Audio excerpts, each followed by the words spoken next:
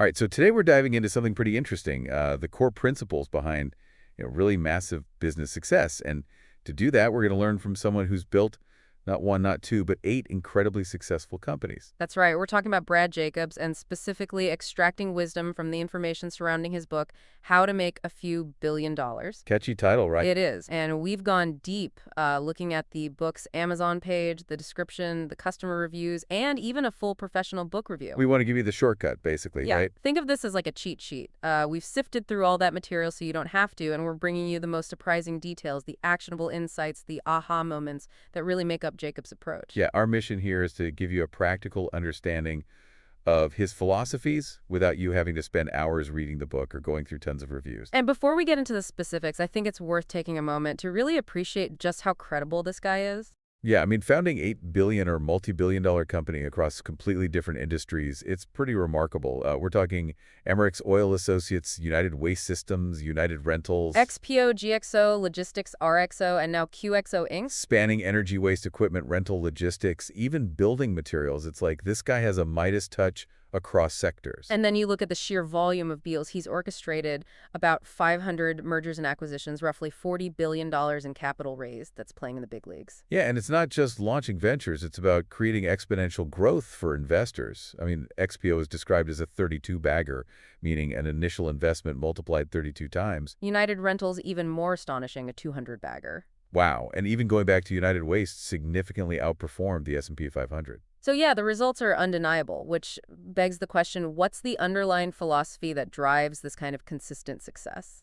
That's what we're here to find out, right? Okay. So with that incredible history as our backdrop, let's jump into the ingredients of his success, starting with mindset. Both the book reveal and the description really emphasize this entrepreneurial spirit. It's more than just having a good idea. Absolutely. It's a way of thinking, and Jacobs champions a mindset fueled by relentless curiosity, this constant desire to understand how things work, where opportunities lie. Always asking questions. Exactly. And then there's resilience. He's very open about his early setbacks, and he frames those failures not as defeats, but as crucial feedback loops. So you learn from your mistakes. Precisely, each misstep provides data for the next calculated risk, and that's the third pillar, calculated risk-taking. It's not about being reckless. It's about intelligence assessment, weighing potential rewards against potential downsides, and being willing to act decisively when the odds are in your favor. So failure is a course correction. That's a pretty powerful reframe. Now, another thing that came up a lot is the idea of building scalable businesses. What's the core mechanism there? How do you create a business that can grow massively without its costs also exploding? Well, the key is often identifying industries that are ripe for efficiency gains and then strategically applying technology as an amplifier. Right, like using tech to really boost your impact. Exactly. And XPO Logistics is a prime example. Jacobs saw the inefficiencies in traditional supply chains, and he leveraged digitization, things like advanced data analytics for route optimization warehouse management systems to create a leaner, more responsive operation. So they could handle way more volume without a proportional increase in cost. Precisely, the goal is to create a business model where each additional customer or unit of service adds significant revenue without a corresponding jump in costs. So technology is that force multiplier. That makes a lot of sense now, even with a great idea and the right tech building these massive organizations requires leadership. What are some of the crucial elements of Jacobs' leadership philosophy? He places a huge emphasis on the power of the team. It's more than just hiring smart people. It's about assembling a group of individuals with complementary skills and diverse perspectives. So the whole is greater than the sum of its parts. Exactly. And then it's about fostering a culture of deep trust and clear accountability.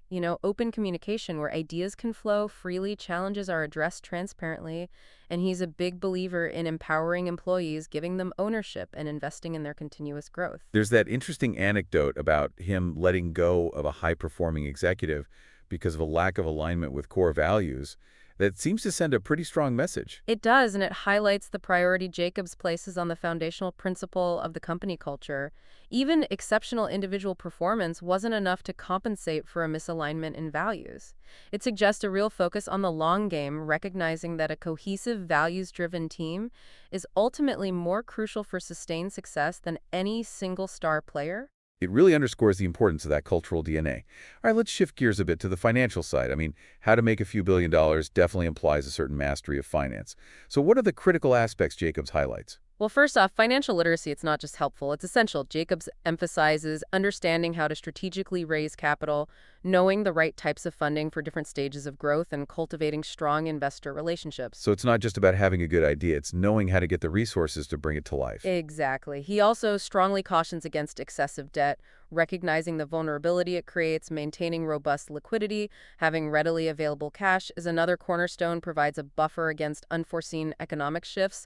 And of course, with his extensive experience in M&A, he emphasizes meticulously analyzing potential synergies, ensuring seamless integration post-acquisition, always with transparency across the board. So it's a really holistic view of finance, from securing capitals to managing risk and maximizing returns.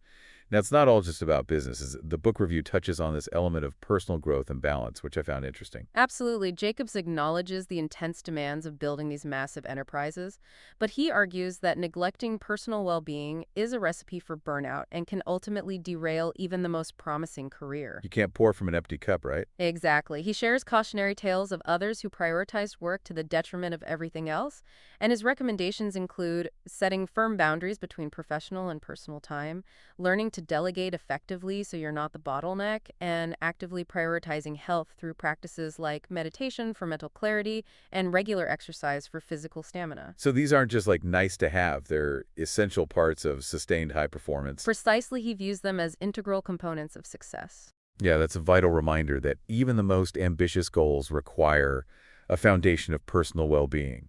Now let's switch gears a bit and hear what the readers themselves are saying. The customer reviews on Amazon give us that ground level perspective. What stood out to you there? Well, several key themes emerged. A lot of readers found it to be a quick, interesting read. They often mentioned its brevity despite the weight of the topics. Yeah, so it's not a slog to get through. Exactly, and they consistently praised the valuable lessons and insightful advice, particularly concerning managing people and scaling a business. That seems to be a sweet spot for him. It does, and Jacobs's down-to-earth approach and the sense that he's sharing genuine insights really resonated with readers. Like he's not trying to be some guru on a mountaintop. Yeah, it feels authentic, and the writing style itself seems to be a major draw. So it's not like a dry textbook? No, the conversational friendly tone is frequently mentioned. It makes it feel more like a discussion with a mentor than a lecture, and even little details like the large font and generous spacing were noted as contributing to the readability, which I thought was interesting. It's all about that user experience, right? But beyond just the overall impression, what specific insights did readers highlight as being particularly impactful? The importance of identifying and capitalizing on major market trends was a recurring takeaway. Readers also emphasized the power of a positive mindset, that belief in the possibility of success can really become a self-fulfilling prophecy, and the concept of fostering a strong team with a positive collaborative atmosphere.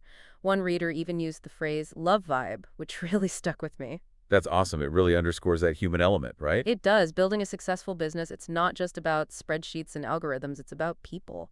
Yeah. Now, were there any more nuanced or even critical perspectives from the readers? Yes, one insightful reader pointed out that while the principles for managing large organizations are super valuable, their direct application to very small startups might require some adaptation. The scale and resources are just different. Right, it's like trying to fit a square peg in a round hole sometimes. Exactly. And in terms of differing opinions, one reader found the book inspiring, but also a bit depressing in its outlook on the future of technology and AI. Interesting, maybe reflecting some anxieties about those rapid changes. Perhaps, and on the other end of the spectrum, one reviewer found it potentially dull and uninsightful, although this seemed to be an outlier compared to the generally positive sentiment. Yeah, I guess you can't please everyone all the time. Right, but overall, the feedback seems to lean towards an appreciation for the book's pacing and the author's grit.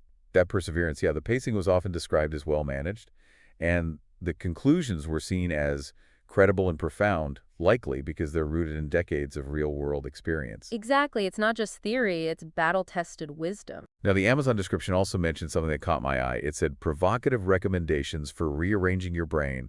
That sounds pretty intense. It does. It suggests going beyond just standard business advice and perhaps challenging some deeply held assumptions about how we approach business and wealth creation. So like rewiring your thinking for success. Exactly. And while the specifics aren't detailed in the sources, it definitely hints at the need for a fundamental shift in perspective if you want to achieve those truly extraordinary results. Like you need the right operating system for your brain, right?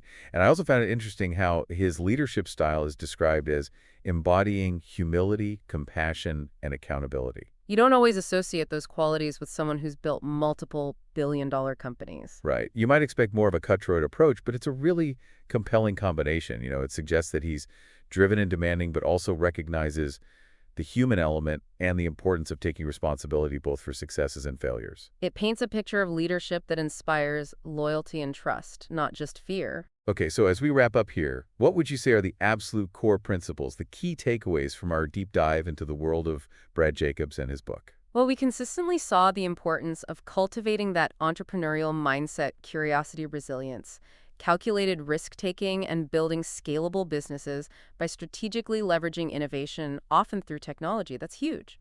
And of course, prioritizing leadership and nurturing a strong values-aligned team that can't be overstated. Absolutely. And mastering the financial levers of business, from raising capitals to managing resources effectively, is non-negotiable. You got to know your numbers. And finally, recognizing that sustained success requires a commitment to personal growth and maintaining a healthy balance in life. You can't burn yourself out.